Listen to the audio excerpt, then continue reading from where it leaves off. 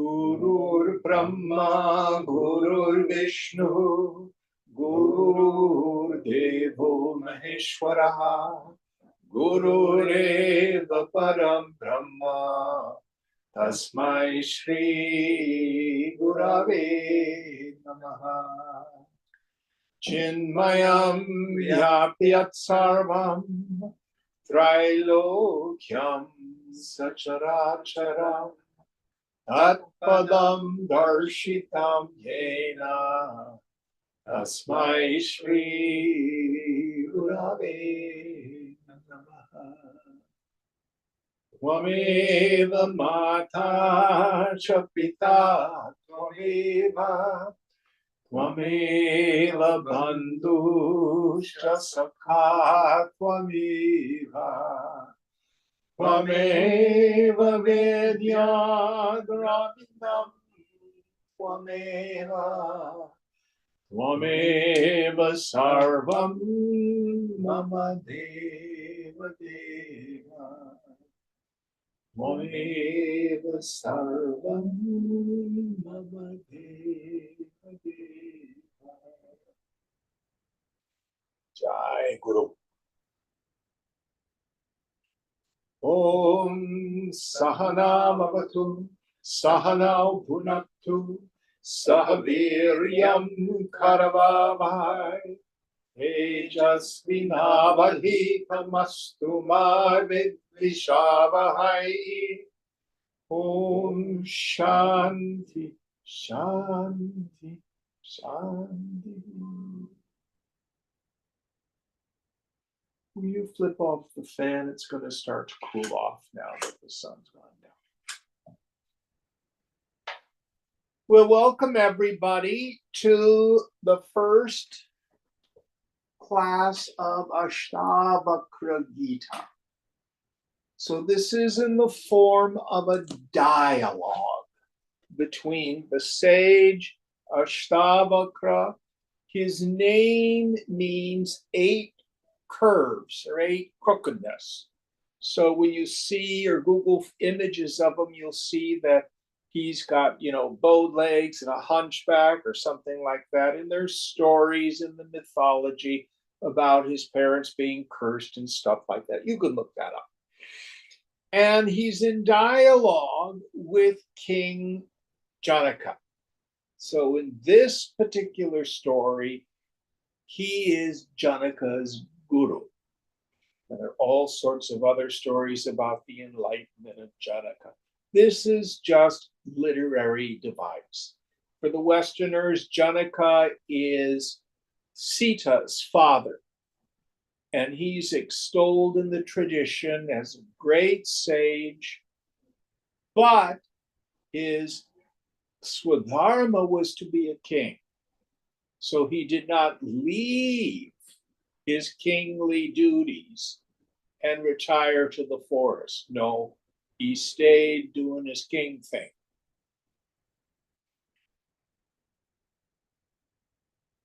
It is a very advanced text. So where can we place it from the standpoint of the history of the literature? Some scholars place it as early as 600 BCE. That would be right after Bhagavad Gita, prior to Buddhism. Other scholars place it as late as 600 of the Common Era.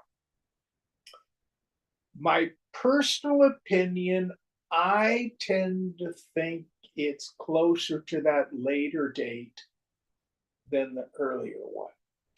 And my reasons are these. There is no upasana in this text. There's no worship. There's nothing about any gods. It thunders the non-creation, ajati, that those of us who've been studying Mandukya Upanishad with the Gaudapada Karika, we're certainly getting it in the second and third chapters. The world does not issue forth, it doesn't proceed, it doesn't evolve.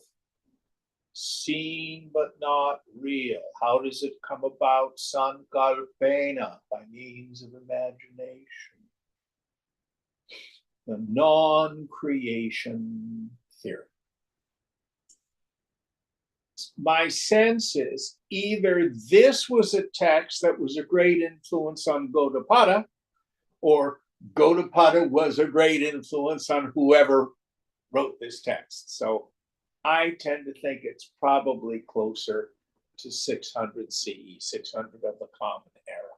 Doesn't matter. It's a great book. Why is it an advanced text? We have a pedagogical journey that we go through. This is most clearly seen in Vivekachudamani. That's why I love that text so much. I like to say, idiot in, jnani out. If you start at the very beginning and do everything that Shankara suggests, it is powerful. So those of you who may feel at some point that you want to teach, what do the Upanishads say? Swadhyaya pravachane, continue your own self-study and teach one another this. Pravachana. Studying Vivekachudamani as a pedagogical text is incredibly valuable. You can take it first couple of times through as the Shisha, as the student, but then you can study it again as a baby guru. This is how to work with a person's mind. So let's review how Shankara does that. In the beginning, Shankara allows us to be identified with the physical body, because that's where most students meet us. So he says the great privilege, the value of a human birth, having attained to the warrior spirit, to have great courage, to have attained some purity of head and heart, to have the great punya merit, to come in contact with a person who knows what they're talking about, sadhu sangha, and then to diligently follow the precepts of the teacher. This kind of grace is achieved only by hundreds of crores of lives lived intelligently. Keeps us very identified with the body. Then there's no chapter heading. He then subtly moves us into qualifications of a fit student. What is it that's getting qualified? It's not that I'm going to the gym and building muscles, nor is it about the self. Being a hikari, being a fit student, is about the mind. It's about attaining chitta shuddhi, purity of mind, a sattvic temperament. So we have viveka, vairagya, samadhi guna, mumukshutva, bhakti, etc. All those qualities. That's a whole lot of our yoga. We could also insert here the yamas and niyamas of Raja Yoga. They're not so much about what you do with your behavior as qualities of head and heart at a deeper level. Then once the student has attained a degree of purity, then discrimination between the self and the not self. And Shankara uses two maps. The first one, we use the map of the Stula Sharira, Sukshma Sharira, Dharana Sharira.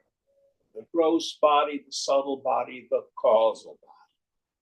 What are you? You are ever the knower of those three bodies. Then he does the whole thing again using the Panchakosha. Annamaya Kosha, food sheath. Pranamaya Kosha, vital energy sheath. Manomaya Kosha, mental sheath. Vijnanamaya Kosha, intellectual sheath. And then this incredibly subtle and beautiful analysis of what in that scripture he calls karta. What's karta mean? Doer. The doer, which is where our erroneous identification happens. It's in the Vijnanamaya Kosha, Anandamaya Kosha, the bliss sheet. And then a good deep dive into what is happiness and bliss. At the end of that, the Shisha says, "Oh, Guruji, I have renounced everything that is the not self. By what entity then is the self to be realized?" Incredibly subtle question. How is it both unknowable and knowable? It is unknowable by the known means of perception. You do not see, hear, taste, touch, smell, emote, or think yourself. Yet you are not unknown, you are you. And Shankara says, in an extremely subtle intellect, realize that you are that by which everything is known, without which nothing can be known, beyond which there's nothing to know. And then we have this beautiful section where we have meditations on the nature of the self. So over and over and over again, we discard our identification with the bodies, with the equipment, and remember who we are. Not by just repeating, but through direct insight. Till at some point, we're pretty rooted, we're pretty clear. Okay, I'm not witnessing consciousness. And then we have the question, well, what about the not self? And Shankara says, that's also the self. And then we have a long section about seeing the self in and through the objects, the phenomenal world. Saguna Brahman, Brahman with qualities. He doesn't go into this as deeply as other texts. Those of us who are studying Yoga Vasishta and Tripura Rahasyam, the major point of those texts is to see the self in and as the phenomenal world.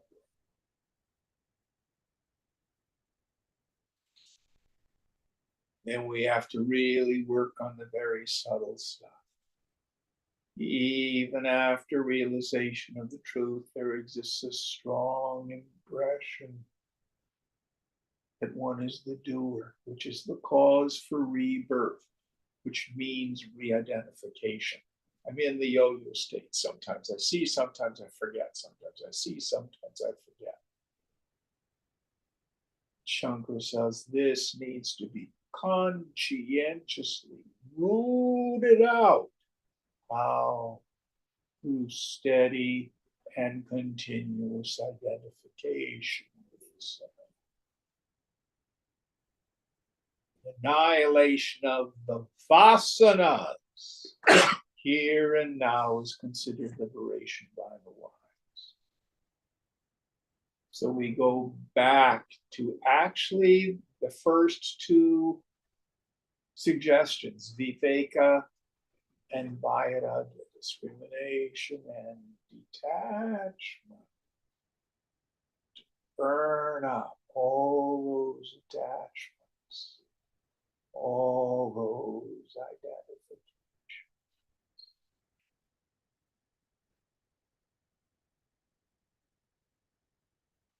Practicing samadhi, this deep introversion of the mind. There's a whole section on samadhi.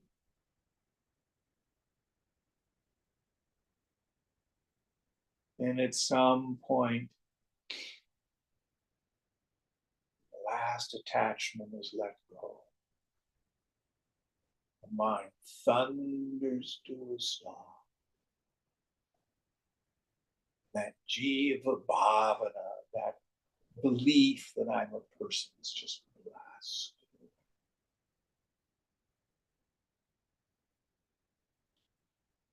This point is where Ashtavakra Gita comes in. Another way to look at what we've done in our qualifications of a fit student. The fourth one is mumukshutva, the burning desire for liberation. In Gita, Krishna says, by all means, O Arjuna, if you got to have an ego, be a yogi, be a seeker after liberation. So all our sadhana has been being done by the mumukshu, seeker after liberation.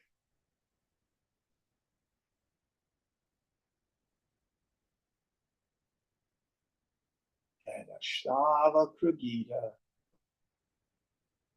gets rid of the mumukshu.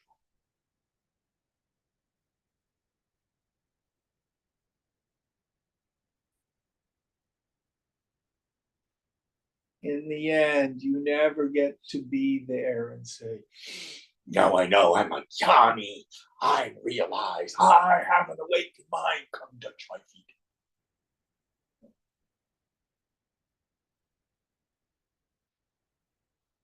We give up our stupid concern for this shadow-like thing called the body, mind, intellect. Only Brahman is the great exclamation at the moment of realization is not Aham Mahatma, I'm a sage. It's Aham Brahmasmi, I'm Brahman. Difference.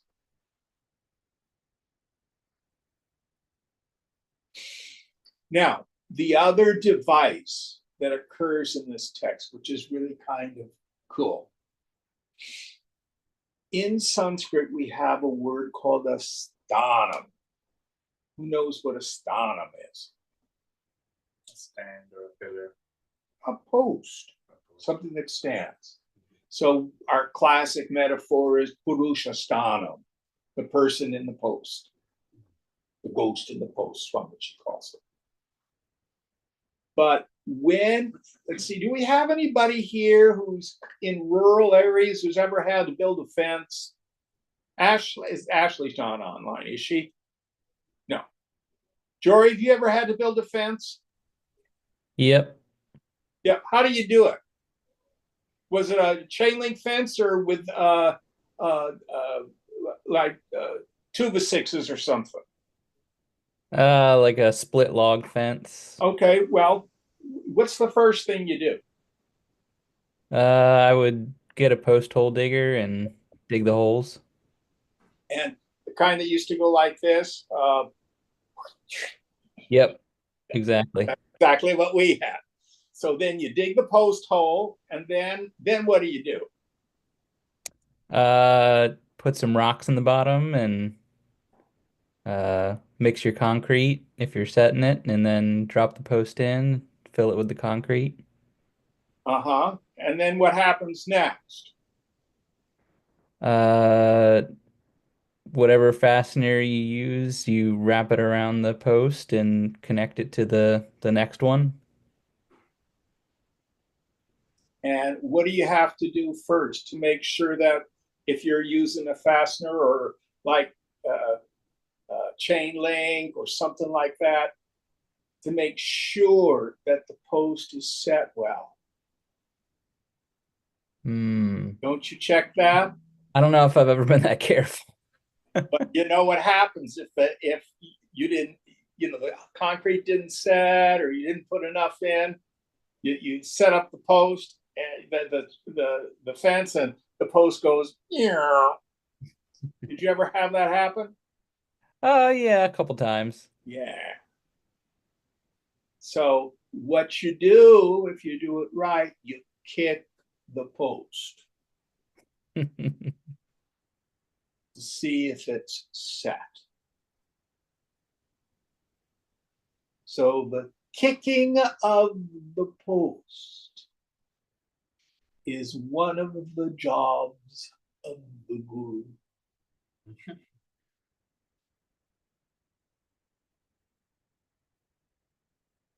And we see Ashtavakra kick the post with Janaka. You don't know what you're talking about. We get to see how Janaka responds. You understand the pedagogy there. It's quite humorous, actually. Any questions about that? Okay, so any thoughts or questions about any of this introductory material? Jim, just a question about when you talk about kicking the post, do you mean when you poke at us? When you poke at our ego identification, right? I usually don't poke at well, occasionally. but I point out when your life pokes at you. But that's what you're talking about, right? Yes. Okay. Yes. Yes, that's the kicking of the post. All right, so let's start from the beginning. Will you help us out, please?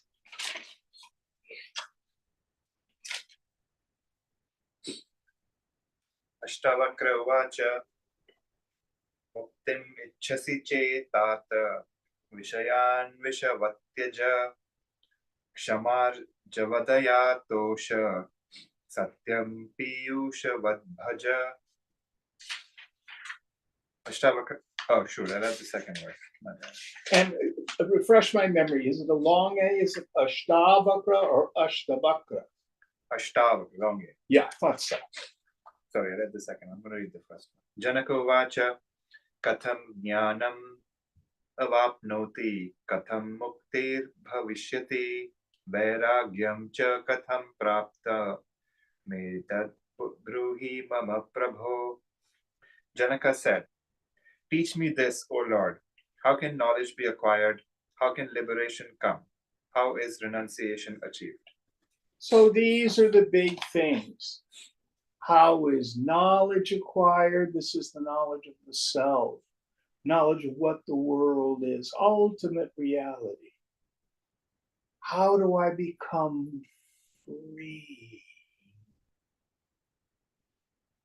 of course, in the culture, there's the great reverence for the people who are able to match calamity with serenity. Those of us who see these Mahatmas, they move through life with a cheerfulness and an equanimity, which is the fruit of renunciation. So Janaka starts off asking the important questions. Let's see what Ashtavakra says. Ashtavakra उवाच मुक्तिम् इच्छसि चेतात विषयान् विषवत्यज क्षमाजवदया तोष सत्यं पीयूषवद्भज. Ashtavakra said, if you aspire for liberation, my child, reject the objects of the senses as poison and seek forgiveness, straightforwardness, kindness, cheerfulness, and truth as nectar. Yes. So, what is he talking about? What is the essence of my bondage? The essence of my bondage is the feeling I have because I want stuff. People, places, things, and conditions, I like to say. My ignorance tells me I'm unhappy because I don't have these things. Here, Ashtavakra is saying we're unhappy because we're stuck wanting. It is the karma itself that's painful. So all of the essences of yoga have been wrapped into this. The understanding about how vasana works versus the avarana shakti, the veiling power. I have the non-apprehension of reality. Then I have the vikshepa shakti, the projecting power. I think I'm a person. I've got some goal, and I think that's what's going to make me happy. And then I have kartavya. I struggle.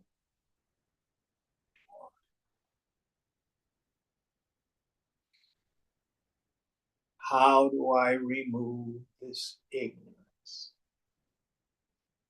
So 90% of Viveka Chudamani is pointed to in one verse.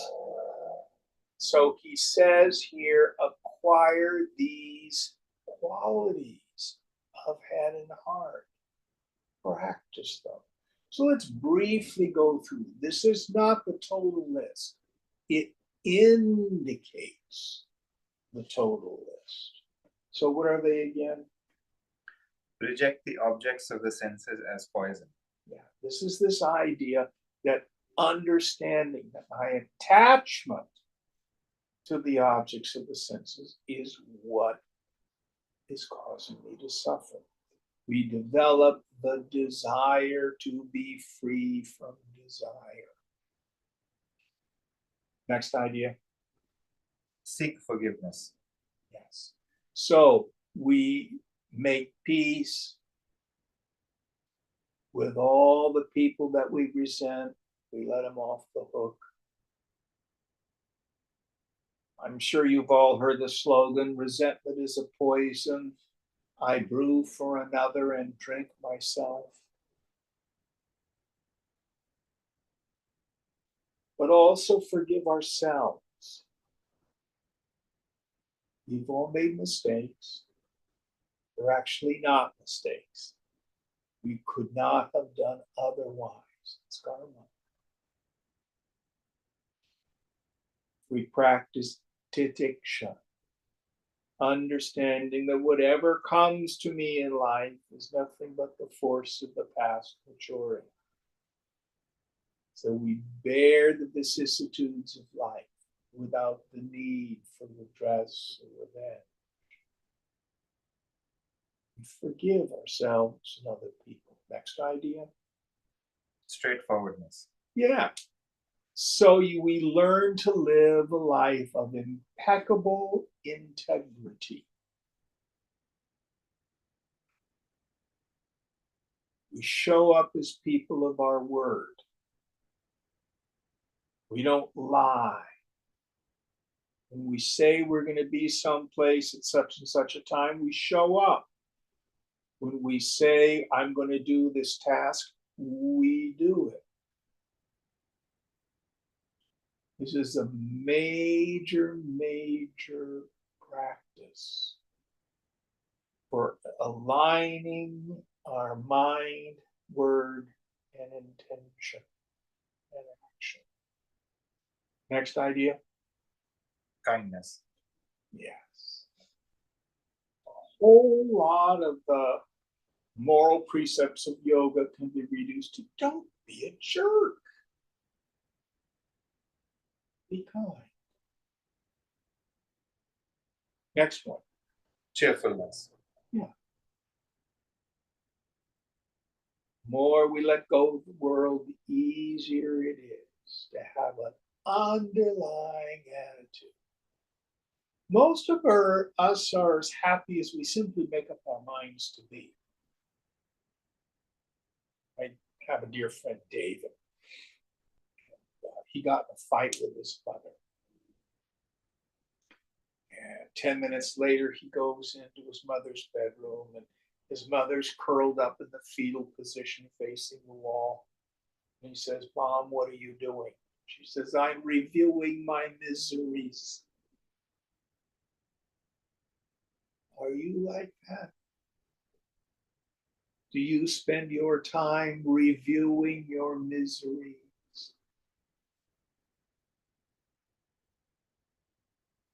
Or do you practice gratitude?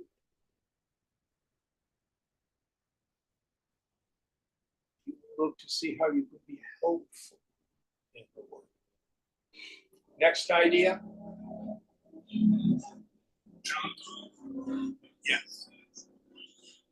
Being truthful. Same thing as having integrity. Also,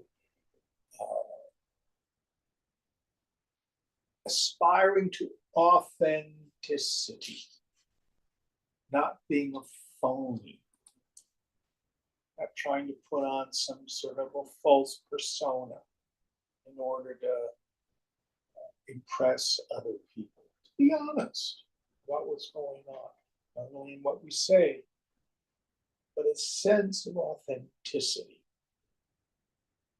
Next idea. That was the last one. Okay. Next verse. Na prithvi, na jalam, na agni, vayudhyairna va bhavan, tesham sakshinam atmanam, chidrupam vriddhi muktayah. You are neither earth, nor water, nor fire, nor air, nor space. In order to attain freedom, know the self as the witness of all these, the embodiment of pure consciousness itself. So here he refers to the elements, the tanmatras. This is a catch-all phrase here for the not self. You are not anything seen, heard, taste, touched, or smelled. You're not the body. You're also not a feeling. You're also not a thought. What are you?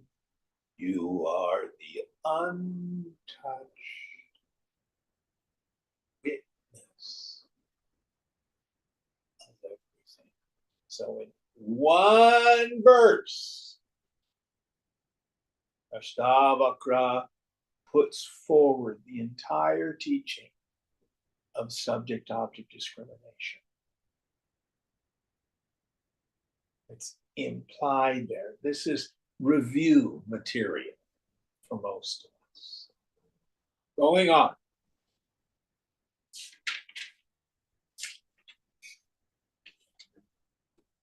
यदि देहं पृथक् कृत्य चित्ति विश्राम्य तिष्ठसि अधुनैव सुखी शांत बन्धमुक्तो भविष्यसि.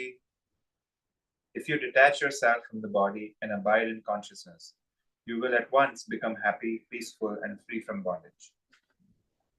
So the bija vasana, the root attachment is, I think, I'm the body. When in fact the body is an object of cognition. But here when he says detach yourself from the body, it means also the subtle body, all the perceptions, all the feelings, all the reactions, and all the thoughts. Neti, neti, not this.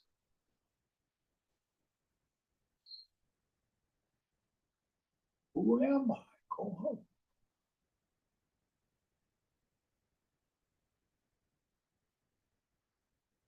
Vast, empty space of consciousness.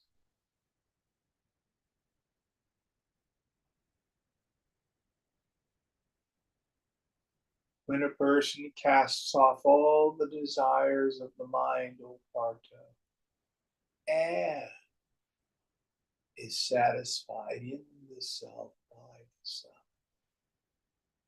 then they're said to be a person who's still in wisdom.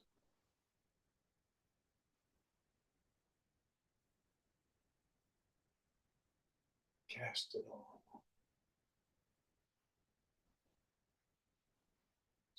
Stay identified as that Chidananda and this consciousness. Or as the psalmist says, taste and see the goodness of the Lord.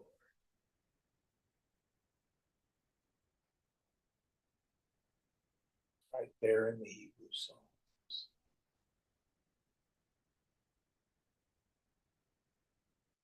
Janaka's pretty subtle dude. So as Ashtavakra is saying all this stuff, he's dropping stuff, dropping stuff, dropping stuff. Ashtavakra probably looks him right in the eyes. Tuna. Janaka's beginning to get. There's nothing there. Amazing. Next verse. न त्वं विप्रादिको वर्णो नाश्रमी नाक्षगोचरः असङ्गोऽसि निराकारो विश्वसाक्षी सुखी भव. You do not belong to the Brahmana or any other caste, nor do you belong to any station in life, ashrama. You are not perceivable by the senses, unattached, formless, and witness of all you are. Be happy. Yes. So here he's talking about all the external attachments that we may have. My station in life, my culture, my parentage, my relationships. I am none of that.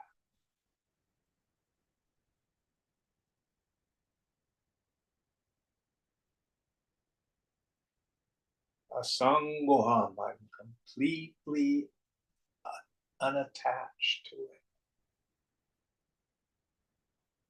Sachidananda Rupam, my form is existence, consciousness, and peace. Let go of the world.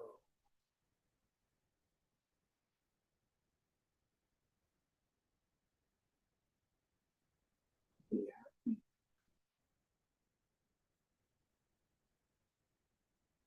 The cosmic teeter-totter, the more attached I am, the more control issues, the more I'm pushing and controlling and wanting, the less my happiness, the less my peace. The more I let go and let God, the more I surrender, the more I accept, the more I soften, the more I fall into God, the more I see a humble mind, more peace, more bliss. You choose. Next verse.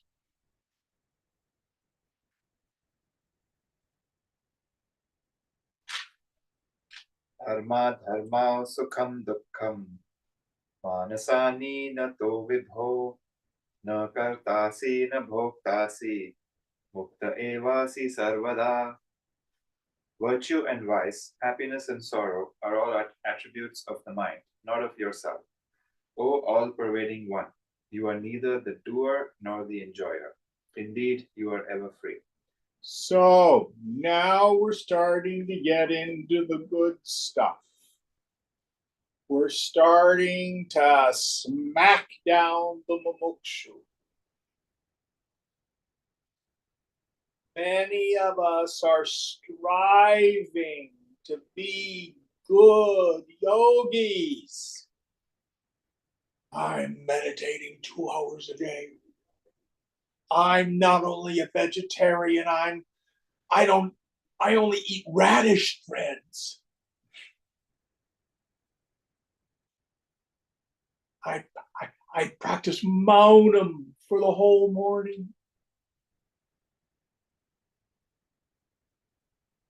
I couldn't swear if my mouth were full of poop. And then the other part of this, are they all seeing how holy I am? My halo glowing yet? Do you go into a social event with a lot of spiritual people and I beam eyeballs and a stupid grin? What am I going to wear? Does this look spiritual, the stuff I'm wearing? I'm not making this up. I'm sure you folks have never had these kinds of ideas.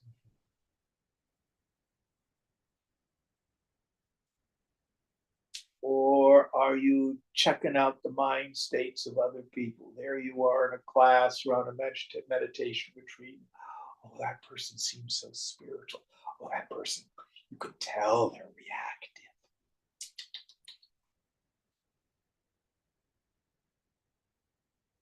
And here, what Ashtavakra is saying is, get out.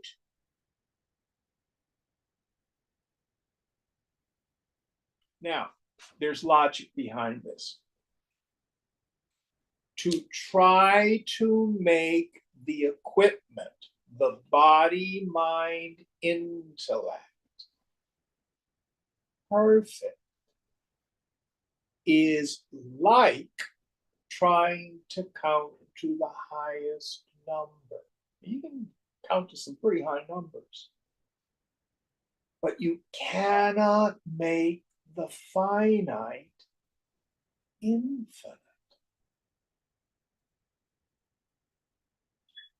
And yourself is already in.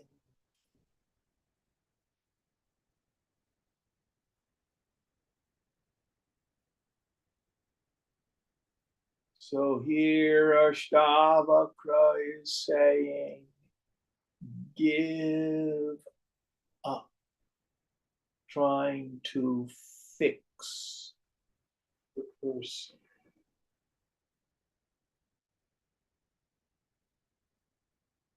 Now, this is a dangerous teaching for beginner and intermediate students.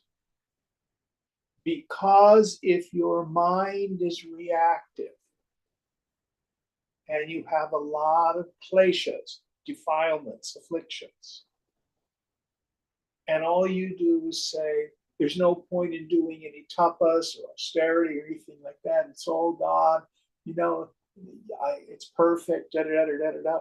What we end up doing is rationalizing our suffering. So this teaching presupposes you spend a significant amount of time attaining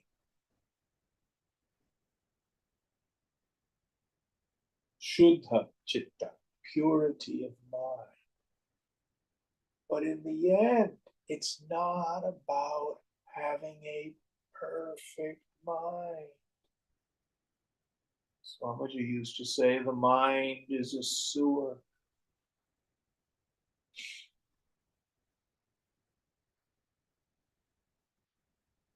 So here Ashtavakra is saying, give up your stupid concern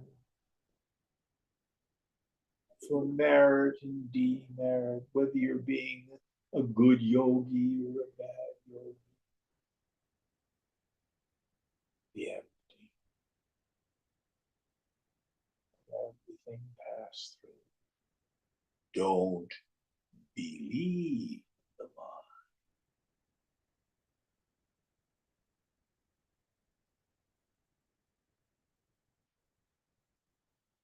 You are Brahman. That's the only thing that's real. The activity of the mind is all dreamlike. It's an illusion. Let it go.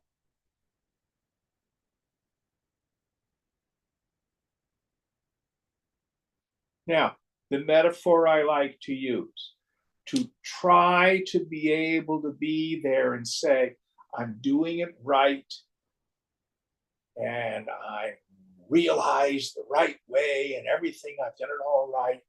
Have I got it yet? No. Is like trying to be at your own funeral. Nobody attends their own funeral. You're gone, you're dead. Here's the self, here's the mumukshu, the questing ego. I want to be realized, I want to be realized. Oh, I'm getting close, I'm getting close. Oh, I've had samadhi. Oh, I've got it now. That's not what happens. The mumukshu is going along, and you rub off more and more and more of the mumukshu until there's nothing left.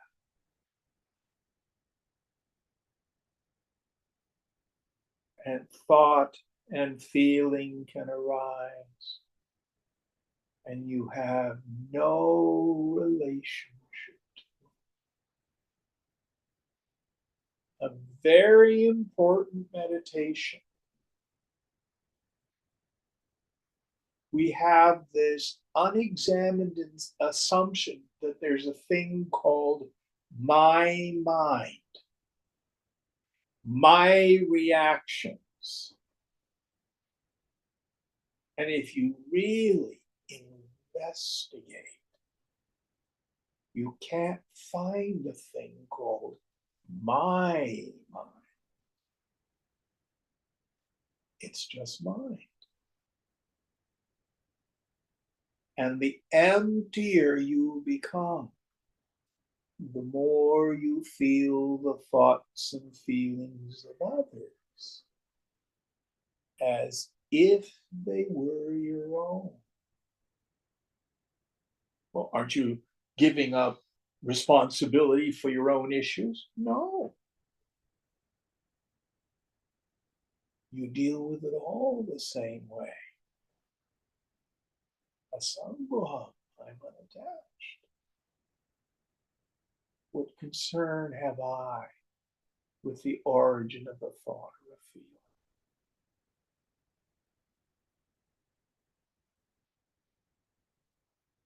Not involved.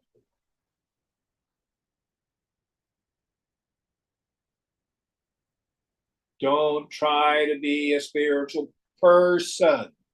Don't try to be an enlightened person. No, you are Brahman.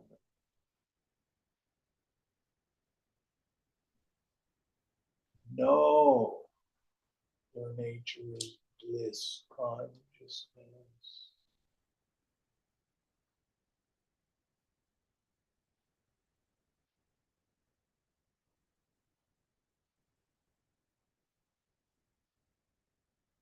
Yeah, but what about no? It's that demon, yeah, but again. Don't believe it.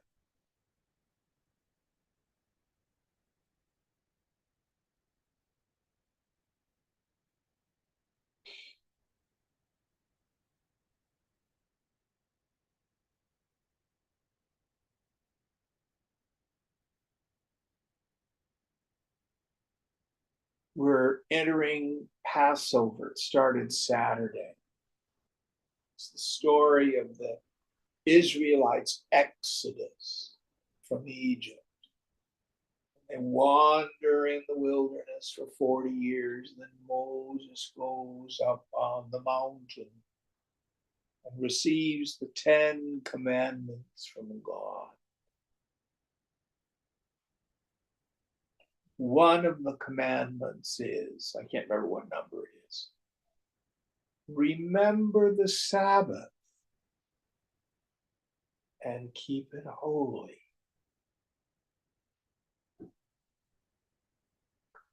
What is the Sabbath? It's a reference all the way back to Genesis. And on the seventh day, God rested. So it's when people give up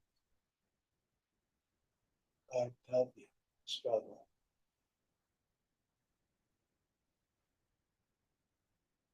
This is the deep meaning of nirvana, when the jonesing ego is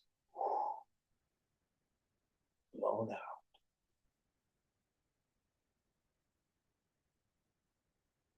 Nothing more to do.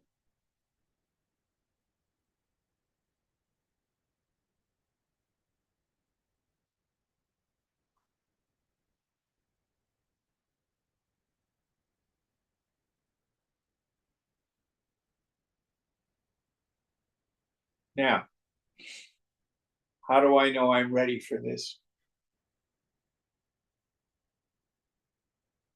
If I think I'm a person, then I need to continue to do tapas. It's that simple.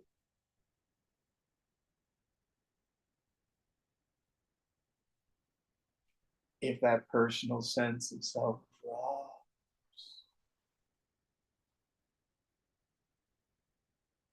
if I see the fundamental unreality of the mind, that's the more to do.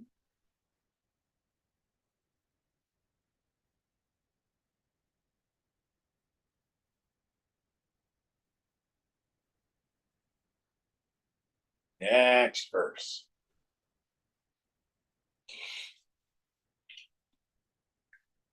एको दृष्टासि सर्वस्य मुक्तप्रायोऽसि सर्वदा अयमेव हि ते बन्धो द्रष्टारं पश्यसीतरम्. You are the one seer of all and are surely ever free. Indeed, this alone is your bondage, that you see yourself not as the seer, but as something different. Yes. So, what is bondage? It is nothing more than the deeply rooted conviction that I'm bound. Meaning, I think I'm the body, or the body plus the personality. And I have spiritual poverty. There's not enough. I'm not enough. I have needs. That's all there is to my bondage. What is moksha? What is liberation? Nothing more than the deeply rooted conviction in the mind that I am Brahman, that I'm not this assemblage of matter. Nothing to do, nowhere to go.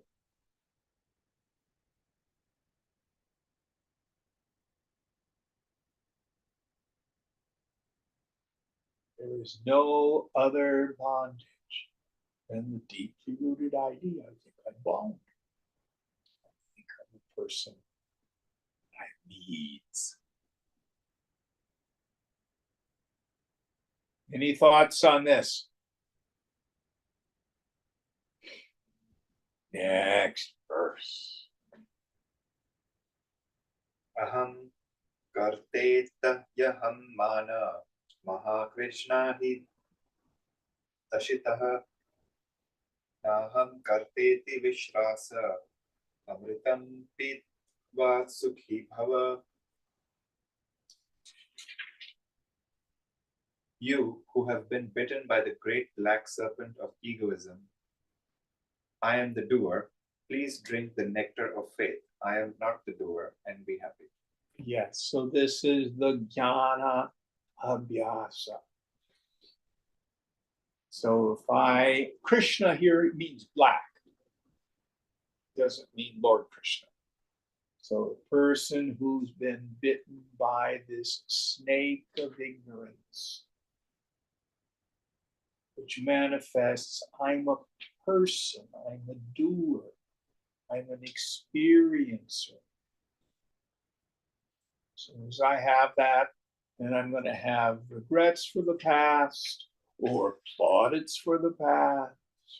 And then I'm going to be thinking about, am I going to make the right decision or will it be the wrong decision?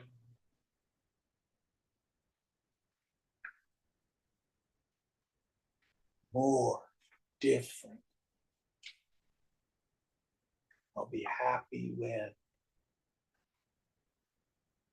It'll be better if. All this is this part, this age. And if you think that's you, you'll suffer.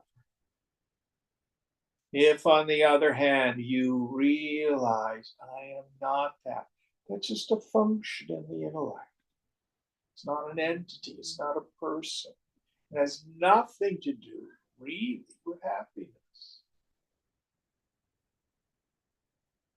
It's nitya, it's a lie, it's illusion.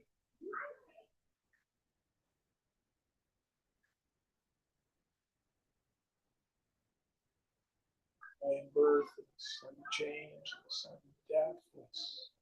Ajati, unborn. Amritam. That word has two meanings. Here he says the nectar, but the root is mrit, which means death. We get the English word mortality from the same one. Mortuary comes from the same root. Amritam can mean nectar. It also means immortality or not dead. Doesn't mean as a person I'm going to continue with corporeal existence, going to some heaven realm.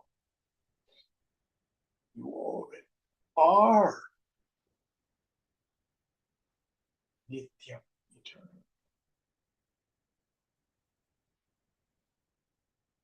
So as we talked about in Gita last night, this is not an ontological problem. It's not that my being is messed up and I've got to change it into something else.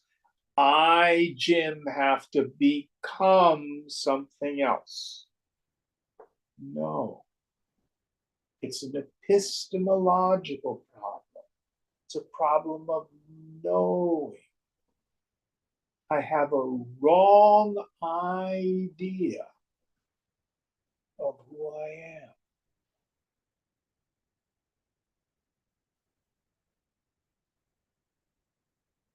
Wrong idea. That's all it is. And I need to change that. How?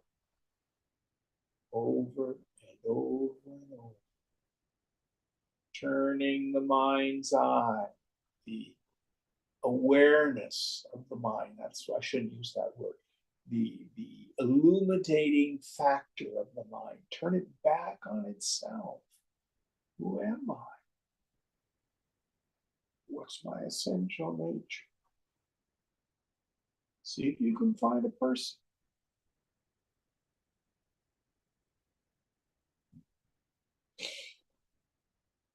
All right, next one. How many more? I think we're getting towards the end of this chapter. We're halfway there. Okay. Eko vishuddha bodho iti nishchaya vahnina prajvalyajnana gahanam vitashoka sukhi bhava. Having thus burnt down the forest of ignorance with the fire of certitude, quote, I am the one pure consciousness, and discarding all grief, be happy. Yes. So we have jnana abhyasa. We practice this knowledge. We root out the ignorance. We discriminate and we let go. Viveka vairagya cha. Over and over and over again. Burn down the forest of ignorance. Burn to ashes all the stupid ideas of self. Burn to ashes all these erroneous desires that I think are going to fulfill me, make me happy.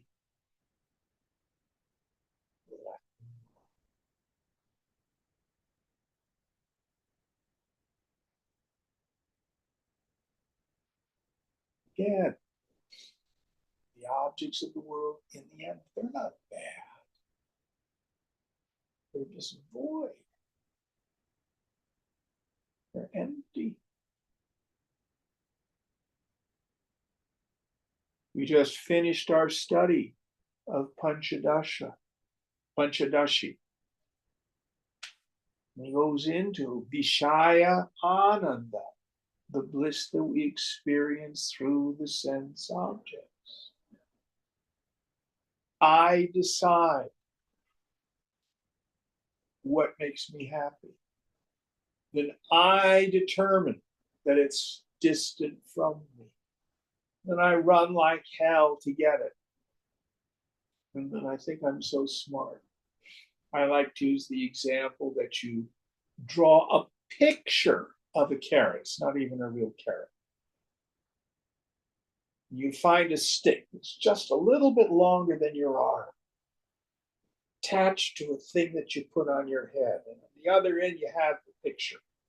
And you think, I want a carrot and it's real. And you run after the carrot that you drew, that you decided was separate from you, and that you had to run really fast to get. And then if you're lucky, the wind blows, and you grab the picture, and you think, oh, I'm so smart. I have the carrot and it makes me happy. It's cray-cray.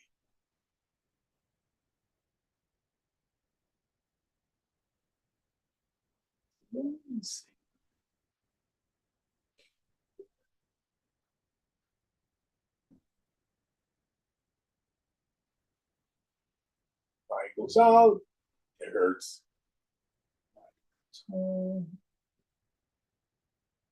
Chidananda Rupa Shivoha Shivoha.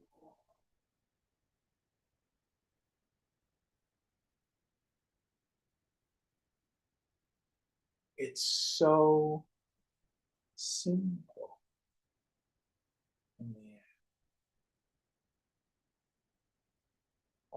But such is the power of Maya that we can forget it so easily.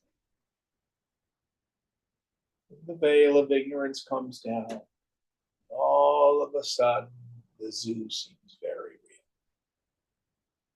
real. Next verse.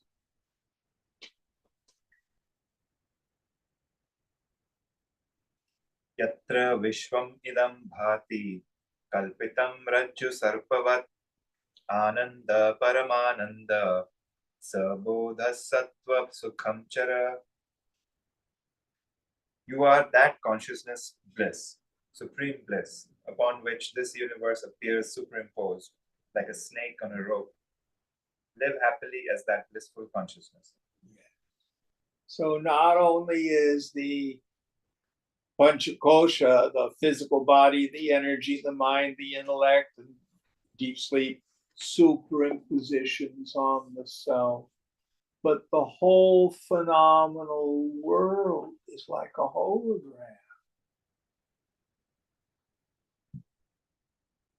Comes about like a dream. You hear me say so frequently, you are the God of your dream. And the way your dream comes about is mini Maya.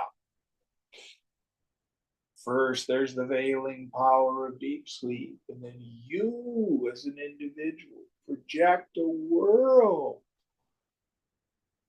Dream body, dream ego, dream objects, dream feelings. And to the dreamer, it seems so real. Ashtavakra is saying, this stuff is no different.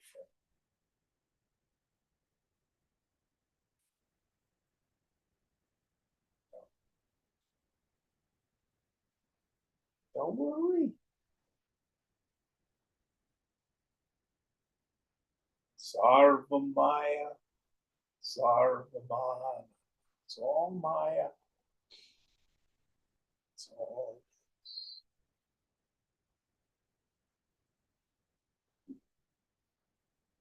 But I start thinking it's real. Knock yourself out. We will graciously refund your misery.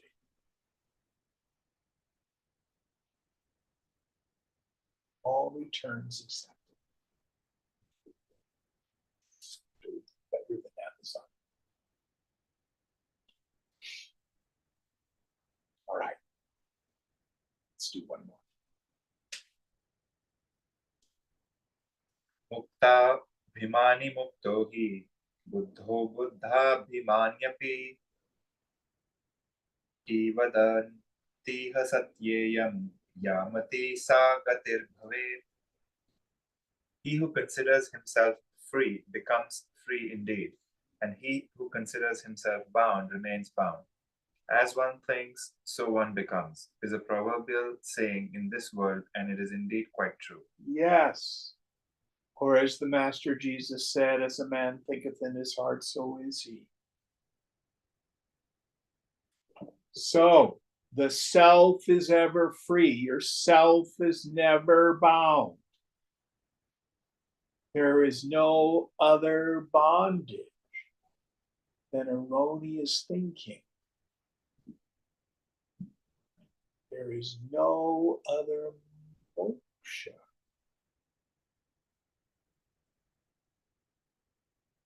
And this deeply rooted shift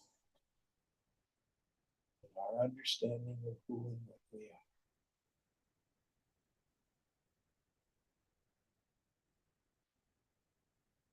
are. And neither mind state touches the self.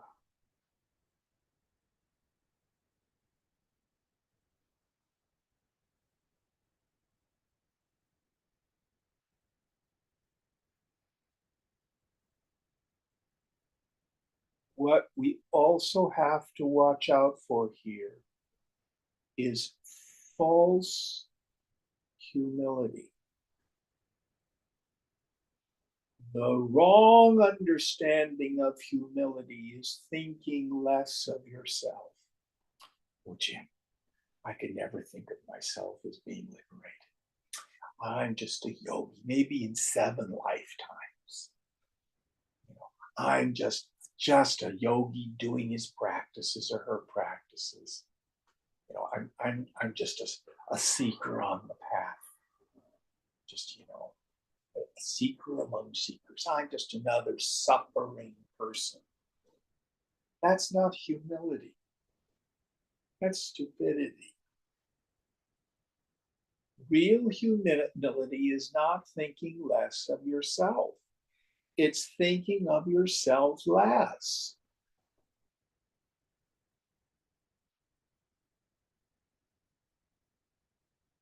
If you're caught up thinking, I'm just a lowly sadhu, a lowly seeker, sadhak, it's because I hope to be a super Muni.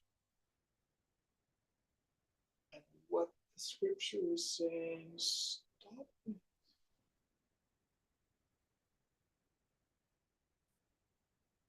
Who are you?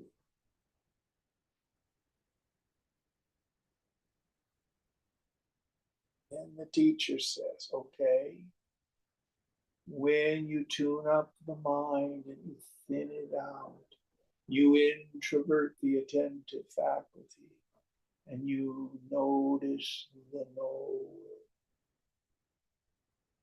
Do you see that there's nobody there?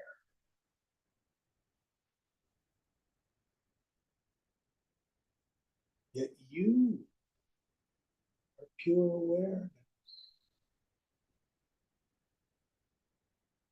If you see that, I have some sad news for you.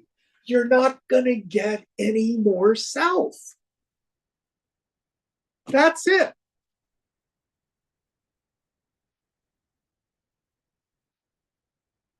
Now, you can have wacky mind states.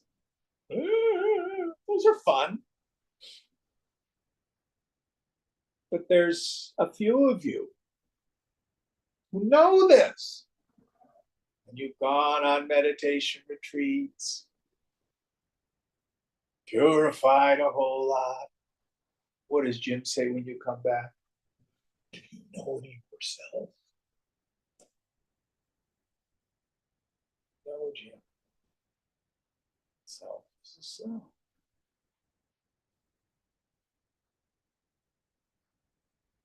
Yeah, but I want to.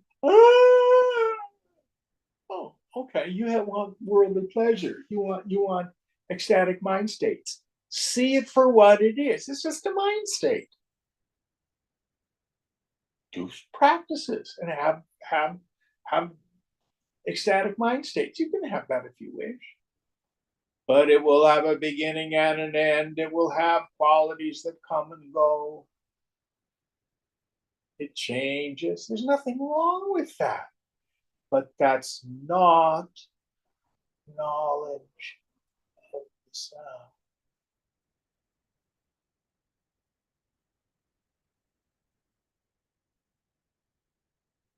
Moksha, liberation, is when you know you are that consciousness. The bodies, the equipment, the shadow. What concern do you have for